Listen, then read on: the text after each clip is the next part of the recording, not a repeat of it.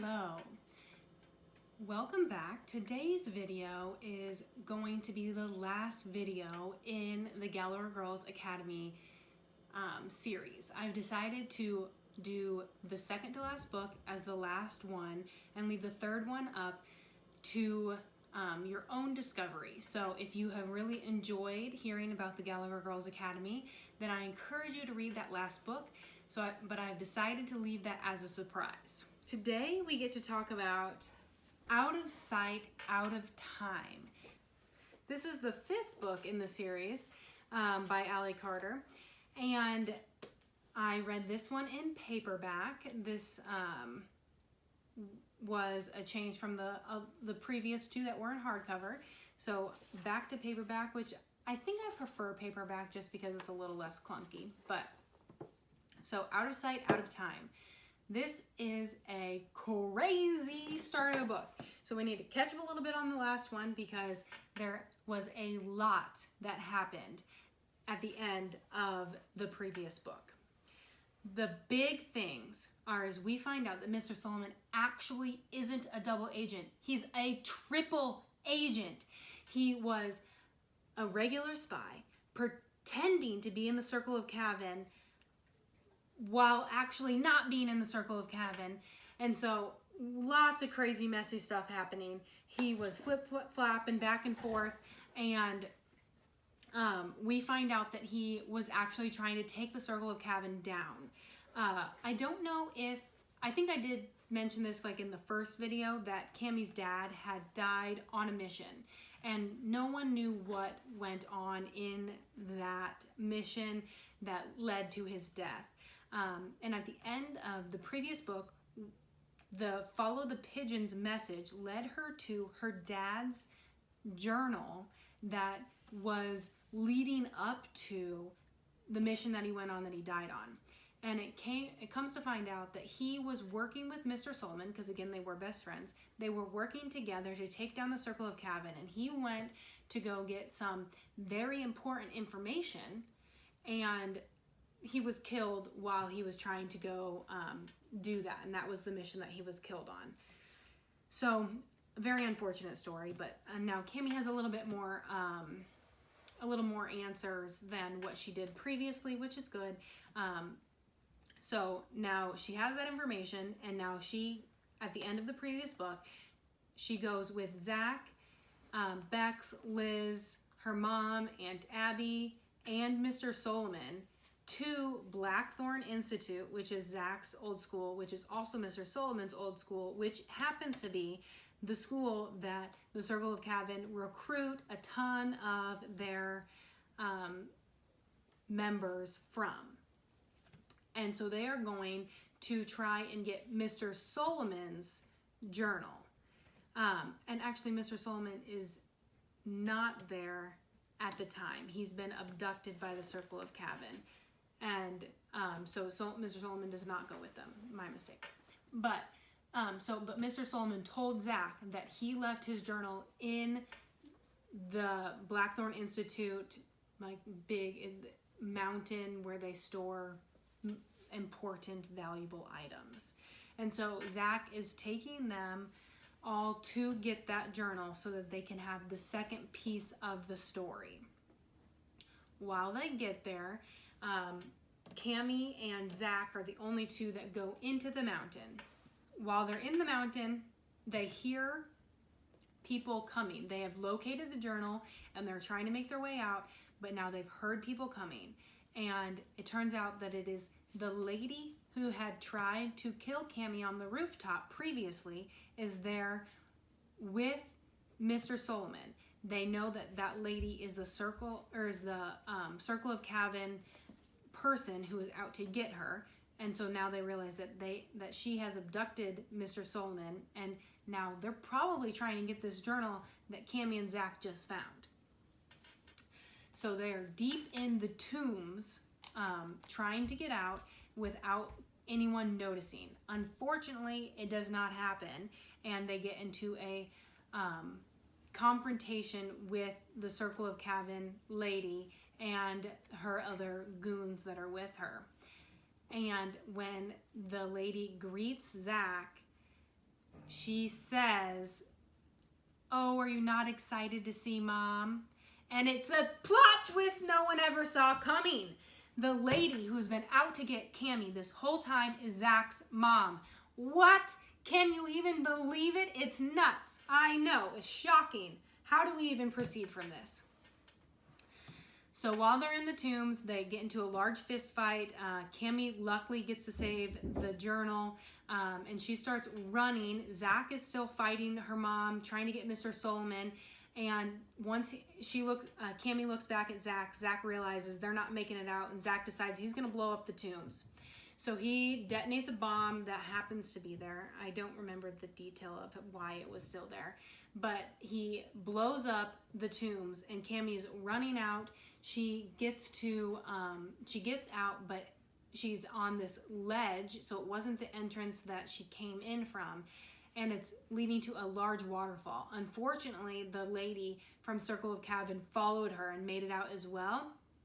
Cammie decides to jump, and she floats down and jump into the river that goes below, and she makes it away and back to her friends and her mom and Aunt Abby, who are there to greet her. And that is how the book ends, with not quite sure what's going on. So the beginning of this book, there's one more thing that takes place. She gets back to school and decides, in the previous book, she gets back to school and decides that she needs to leave because she is causing too much harm to everyone that is around her. So she decides that she's going to take off. She's going to follow her dad's journal to try and figure out what's going on. Why is the Circle of Cabin after her? She's going to try and do it on her own so that she doesn't harm anyone else in the process. So now that we're caught up from that whirlwind of an end of the previous book, Out of Sight, Out of Mind picks up with Cammie waking up in a convent, not remembering anything that happened. She had left school at the beginning of summer, so she's thinking, oh, it's probably, June. And she wakes up not remembering anything. She talks to one of the nuns there, and they tell her it's October. Cammie is shocked. She has no idea what happened, what led her to be in a convent in October. So it's very traumatic. So she starts to heal a little bit. She appears to be extremely bruised, broken. She realizes that she's cut all of her hair off, or someone has. So she has she used to have mid-back length hair, and now it's chin length. She also has it dyed jet black. It's normally a sandy blonde. And so lots of major changes in terms of her looks and in terms of the injuries that she has. She does notify her mom, who comes to get her. She was in the Swiss Alps, so it's a little bit of a process for her mom to come get her, but eventually she gets her back to school. When she gets back, it is not the warm welcome that she was expecting. It is a lot of fear from her friends. They're not really sure how to act around her. Her friend Bex appears to be furious with her, and Cammie doesn't really understand why. She's trying to figure that out. And then on top of that, she has no idea what happened all summer and for the first part of her senior year. So it's really a shock. She's not sure how to deal with it, and she's having a really hard time adjusting back to being into school. She is having lots of bad dreams. She's just overall not doing well. So this book really goes into her trying to get her memory back. She works with Dr. Steve, which was the man who came and with the Blackthorn boys when they came and stayed, because Zach is now attending her school full time because it's too dangerous for him to be anywhere else. And so he's going to finish out his schooling at the Gallagher Academy. And the caveat for him being there is that Dr. Steve needed to be there too, so that he could have a representative to help him, guide him through the process. So this book really dives into her trying to get her memory back, trying to figure out what's going on with her friends. Why are they acting so distant towards her? Do they know something that she doesn't know? Why did this happen? How could she possibly have lost all of her memory? She keeps being assured that if it's meant to come back, it'll come back. And it's a very hard process for her. She's walking through that painfully through the whole book to try and figure out what went wrong. She was supposed to go out and find the reasons why she was targeted, and she wakes up months later with no memory. So it's definitely a bummer for her, and she works really hard to try and figure out what happened. So I would 100% recommend this book. 2 books ago, I told you that the story really shifted from just like kind of like a cheesy, romance with some spy action to serious, real spy issues. And this one takes it even a step further. She has been through the ringer of real spy stuff, and she's not even graduated yet. So I really enjoyed that. It gets much more intense. It's a very enjoyable experience to see more spy techniques, tactics, all these things.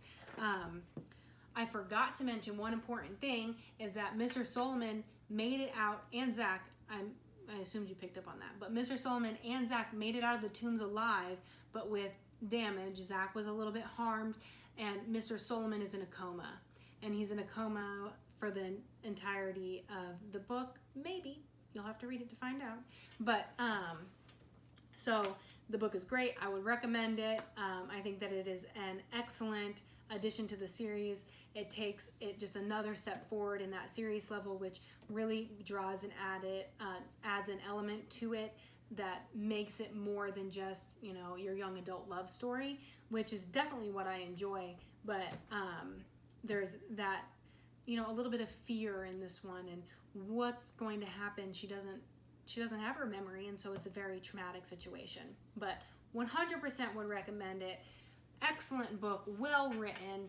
Allie Carter outdid herself once again. So thank you for watching. Please subscribe to my channel, as well as like and comment on my video, giving me your feedback, what you'd like to see. Have a wonderful day.